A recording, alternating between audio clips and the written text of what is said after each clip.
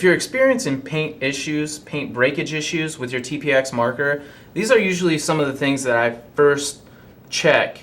I usually start off with the paint, make sure that you have a good high quality paintball. Some of the softer paintballs, if you load them into your magazine, you'll experience the paint getting, squishy and binding up in the magazine, and they don't load properly in the TiPX marker. So you'll experience a lot of paint breakage issues if you have soft paint. The same would happen if you had, really, really brittle paintballs. You always want to check to make sure that your paint isn't too brittle. You can do a simple drop test, at about 3.5 to 4 feet.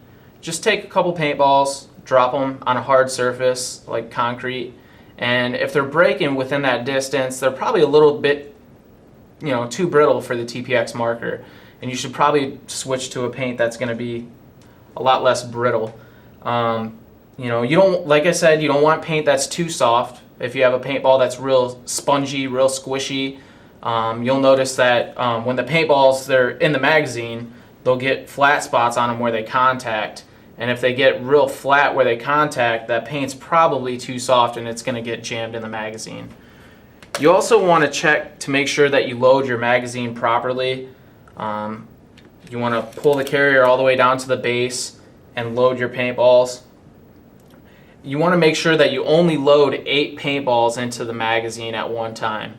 If you exceed 8 paintballs, you go 9 or 10 paintballs at a time, what'll happen is they'll bind up inside the magazine, and the spring for the carrier doesn't have enough pressure to push the paint into the marker. So you always want to make sure that you only load 8 paintballs at a time into your TiPX magazine.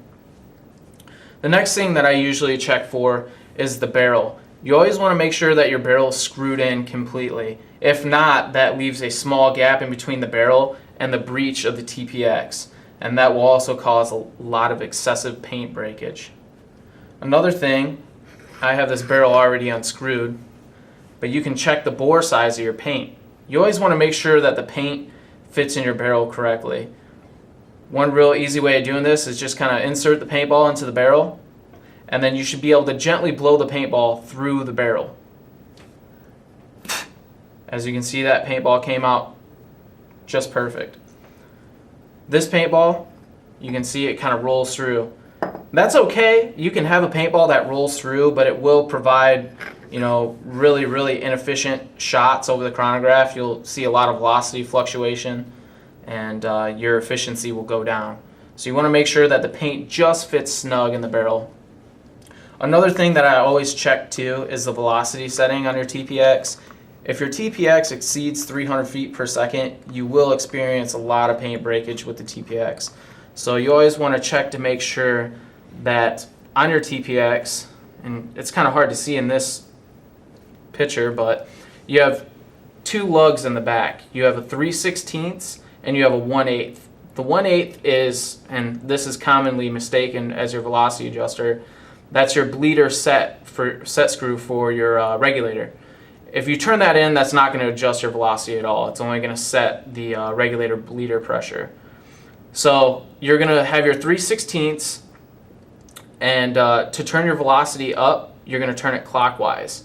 Like I said, you don't want to exceed 300 feet per second because you will experience a lot of excessive paint breakage.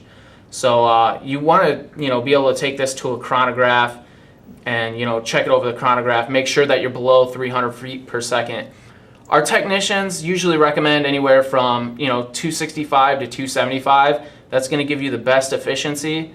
You're going to be able to get a lot of shots out of your 12-gram cartridges, and it's going to be the most efficient, and it's going to be the best on paint at around that speed. Most people that when they use the pistol, it's usually in close quarters anyways, so you don't really have to shoot that far. So like I said, 265 to 275 is usually what we recommend, and you're going to get the best efficiency that way.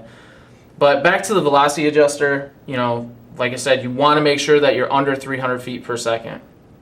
So just to adjust it, you have your 3/16 counterclockwise, and it doesn't take much.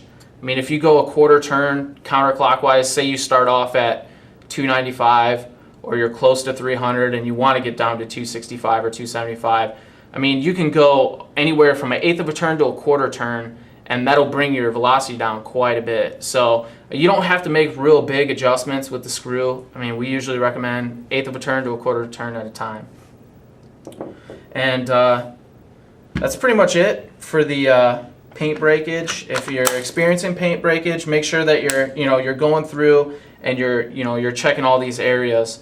Another thing too, just before I conclude this video, you want to always make sure that you have your magazine completely pushed into your TiPX marker. Sometimes people will push them in and it'll spring back out. You always want to make sure you push it in until it clicks. So always make sure that you have that in there and it's locked into position and it won't slide back out. And that pretty much sums up the video for TiPX paint breakage.